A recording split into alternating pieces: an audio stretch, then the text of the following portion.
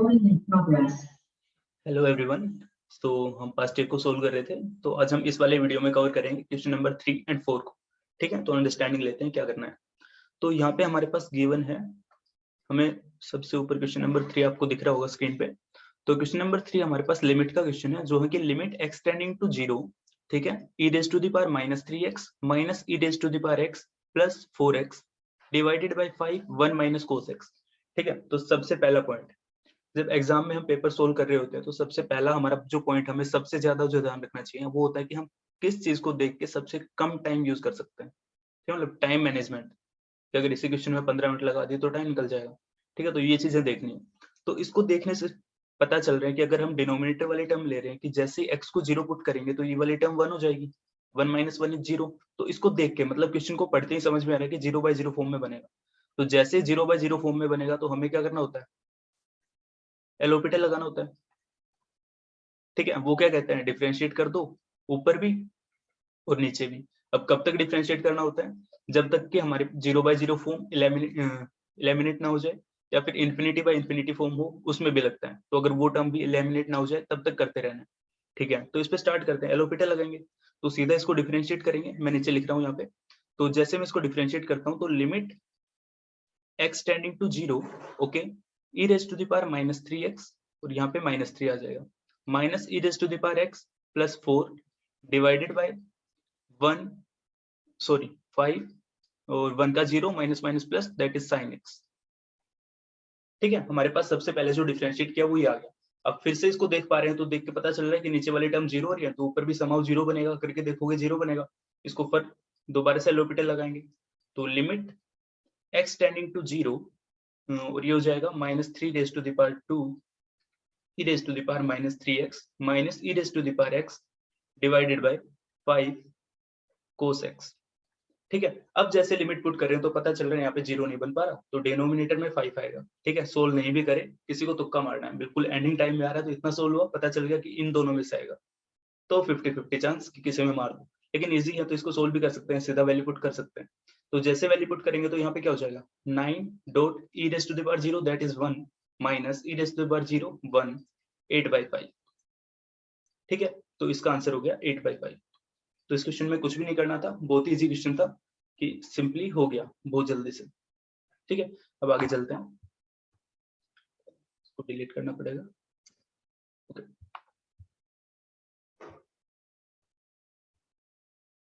ठीक है, तो ये वाला हमारे पास था क्वेश्चन नंबर 3। अब हम बात करेंगे क्वेश्चन नंबर 4 पे। एक मिनट मेरे को,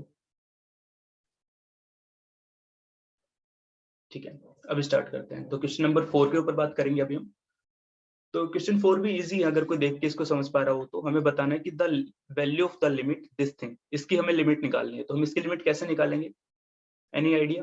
तो अब देखो वीडियो में अकेला हूँ, मैं पूछ भी क्यों रहा हूँ। ठीक है, तो स्टार्ट करते हैं।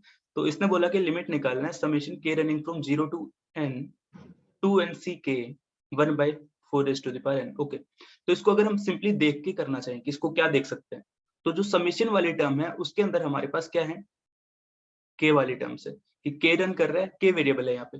सो बेसिकली जहाँ पे ये वाली टर्म है 1/4 raise to the power n, ये कांस्टेंट होगी, तो इसको हम बाहर ले आएंगे। तो जैसे इसको हम बाहर लेके आएंगे तो ये टर्म बन जाएगी limit n tending to infinity 1/4 raise to the power n। ठीक है, पूरा बाहर नहीं लेके आएंगे क्योंकि यहाँ पे लिमिट भी summation k running from 0 to n 2n c k। ठीक है, तो हमें कुछ ये चीज फाइंड आउट करनी है।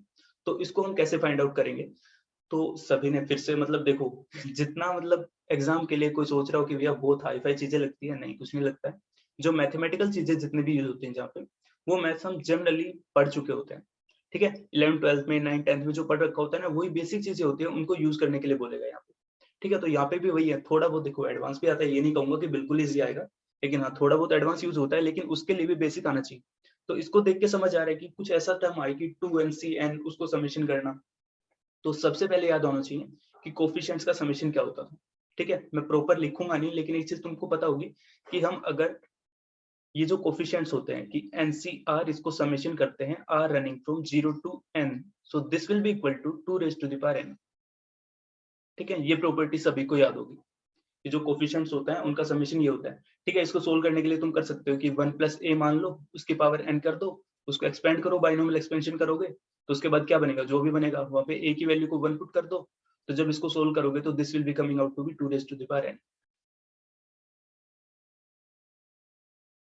ठीक है, मतलब ये तो था यहाँ पे ठीक है, मैं क्या बोल गया, हाँ ये तो ये बन गया ना। उसके बाद जो इस साइड में जो बनेगा वो बेसिकली ये वाली चीज बनेगी जो यहाँ पे लिखा है कि NC0 + NC1 + NC2 and so on, क्योंकि बनेगा ही 1 0 a n, ठीक है, a को भी 1 ले लिया तो ये टर्म तो 1 होगी हमेशा, तो ये सब कोफिशिएंट्स बन जाएंगे। कोफिशिएंट्स का समेशन 2⁻n होता है, ठीक है। ये चीज याद रखनी थी यहाँ पे सबसे पहले तो। उसके बाद थोड़ा इरेज कर लेते हैं,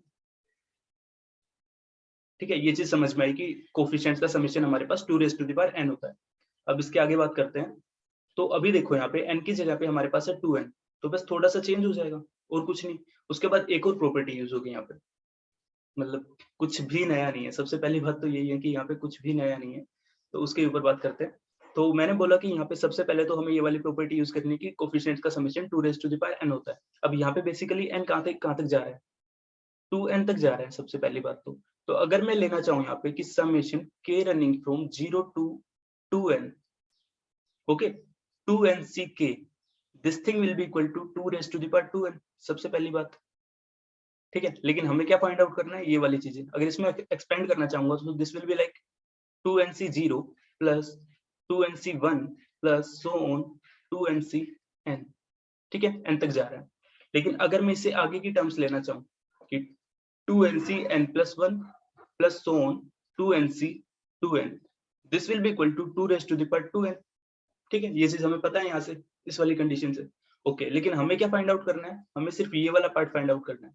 अब एक और प्रॉपर्टी होती है एनसीआर वाली, उसको हम याद रखेंगे। वो प्रॉपर्टी क्या कहती थी कि अगर मेरे पास कुछ ऐसी टर्म है कि NCR this equal to NC n-r, ठीक है। अब ये चीज भी सबको याद होगी तो कुछ ऐसा होता था, 11th में आया था ये भी, ठीक है। तो इसको हम यहाँ पे यूज करेंगे। तो अगर मैं यहाँ पे देखना चाहूँ तो 2nc0 this will be equal to 2nc2n, 2nc1 this will be equal to 2nc n-1 and so on. जैसे मैं आता हूँ 2ncn पे, so this will be equal to 2ncn, ठीक है। अब ये वाला पॉइंट थोड़ा सा यहाँ पे थोड़ा मतलब दिक्कत दे रहा है हमें, तो कैसे दे रहा है उसको देखते हैं। तो हमें क्या चाहिए था, इन सब का समेशन चाहिए था, ठीक है, यहाँ पे। अब यहाँ पे क्या है, ये वाली जो टर्म है ये वाली नहीं है, लेकिन इससे जस्ट ऊपर वाली टर्म के ऊपर जाएंगे, दैट विल बी 2ncn+1, ठीक है। तो अगर मैं सिर्फ ये वाली टर्म जो यहाँ पे है 2ncn, इसको हटा दूं और यहाँ वाली टर्म को देखूं 2ncn-1, तो जो ये कोफिशिएंट्स होंगे this summation will be exactly equal to this sum, ठीक है। अगर मैं इसको 1 नाम दे देता हूँ, इसको 2 दे देता हूँ, तो इस वाली प्रॉपर्टी से जो नीचे देखा NCR equal to NCR-1, NCR equal to NCn-r, ठीक है। हाँ, ये प्रॉपर्टी थी, इसका यूज करके मैंने ये बता दिया कि ये वाला कोफिशिएंट इसके इक्वल होगा, ये इसके इक्वल होगा। सो बेसिकली ये सब इक्वल होंगे, तो ये समेशन इस समेशन के इक्वल होगा। अब ये वाली टर्म बच गई, तो इसके लिए मैं क्या करूं, मेरे को पता है कि इसमें अगर कुछ ऐसी ही टर्म और होती तो इसके इक्वल हो जाता, तो मैं इसको कर देता हूँ 2ncn इसमें ऐड कर दिया और 2ncn सब्ट्रैक्ट कर दिया, ठीक है। तो जैसे सब्ट्रैक्ट किया और ऐड किया तो मेरे पास क्या बन गई, ये सारी टर्म्स, ये 0 से लेके n तक की टर्म, फिर n+1 से लेके 2n तक की टर्म, उसके बाद ये वाली टर्म, इसको भी मैं उसके साथ कंबाइन कर देता हूँ समेशन के अंदर। तो यहाँ से मेरे को पता चल गया, कलर चेंज करते हैं थोड़ा,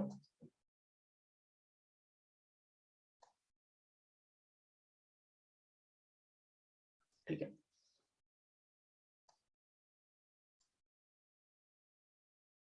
ठीक है, यहाँ से मेरे को क्या पता चल गया, मेरे को पता चल गया कि मेरे पास आ गया कि 2 times 2nc0 + 2nc1 + so on 2nc, और ये क्या आंसर n माइनस 2ncn, ठीक है, ये वाला माइनस ले लिया, दिस इक्वल टू 2⁻2n, ठीक है। सबसे पहली चीज मेरे को जो यहाँ पे पता चली है वो ये। अब हमें क्या चाहिए था, क्वेश्चन में वापस आते हैं, हमें क्वेश्चन में चाहिए था ये वाला समेशन, ठीक है, ये वाला समेशन। अब इसको हम किस फॉर्मेट में देखेंगे, यहाँ पे हमारे पास गिवन है कि हमारे पास ये वाली चीज है, ये हमें चाहिए। So this will be equal to अगर मैं इसको एक्सपेंड करना चाहूँ या फिर लिखना ही चाहूँ यहाँ पे, सो इसको मैं नाम दे देता हूँ t। So this t will be equal to 2 raised to the power 2n plus 2ncn divided by 2।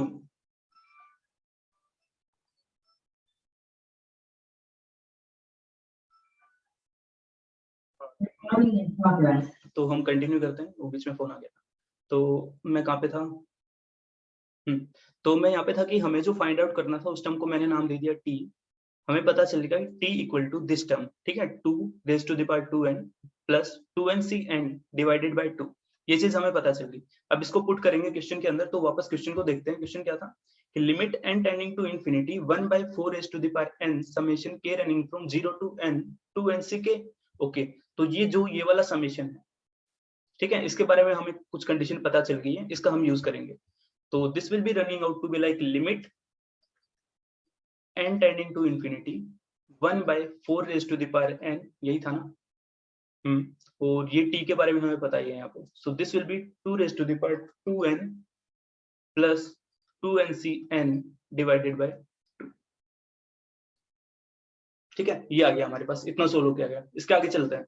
तो मैं इसको अंदर लेके जाता हूँ, तो जैसे इसको अंदर लेके गया तो this will be coming out to be like limit n tending to infinity, और इसको अंदर लेके गए तो ये बन गया 4 raise to the power n plus 2ncn divided by 2.4 raise to the power n।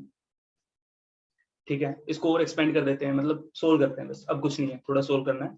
इसको सोल्व करेंगे तो ये वाली टर्म कैंसिल हो जाएगी, ये कांस्टेंट हो जाएगा, तो 1/2 plus limit n tending to infinity 1/2 4 raise to the power n और 2ncn। ठीक है, अब दिक्कत आएगी यहाँ पे कि इसको हम कैसे सोल्व करेंगे। ठीक है, कांस्टेंट वाली टर्म तो बाहर हो गई यहाँ पे। ठीक है, अब इसको सोल्व करेंगे तो जैसे मैं इसको एक्सपेंड करता हूँ तो ये क्या बन जाएगा 2n factorial divided by n factorial n factorial. अब भैया हमें तो ये चीज नहीं आती। सो इस चीज के लिए देखो, अगर तुमने मैथमेटिकल एनालिसिस किया होगा तो उसके अंदर हमने एक अप्रोक्सीमेशन पढ़ा था जिसका नाम था स्टेलिंग।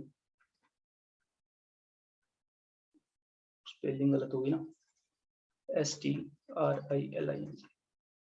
ठीक है, स्टेलिंग्स ऑपरेशन था या फिर अप्रोक्सीमेशन था, उसका हम यूज करेंगे। वो क्या बताता था, लिमिटिंग वैल्यू बताता था n फैक्टोरियल वाली चीजों के लिए। अब देखो, अगर तुमने मैथ्स में नहीं पढ़ा तो मैंने एफएमएस में भी देखा था। तो एफएमएस में हमारे पास जहाँ पे बाइनोमियल डिस्ट्रीब्यूशन गिवन होगा, उस बाइनोमियल डिस्ट्रीब्यूशन का जब नॉर्मल में अप्रोक्सीमेशन कर रखा होगा, वहां पे हमें बता रखा होगा कि n फैक्टोरियल को हम अप्रोक्सीमेट करते थे यूजिंग स्टेलिंग ऑपरेशन। तो ये चीज तुम्हें एफएमएस में भी मिल जाएगी। ठीक है, अब ये ऑपरेशन क्या कहता है, देखो यूज, अब हो गया तो हो गया। ठीक है, अब किसी को याद है तो कर देगा, नहीं है तो नहीं करेगा। और जनरली नहीं होता है, काफी बच्चों को याद नहीं होता है, काफी क्या बहुत सारों को याद नहीं रहता है।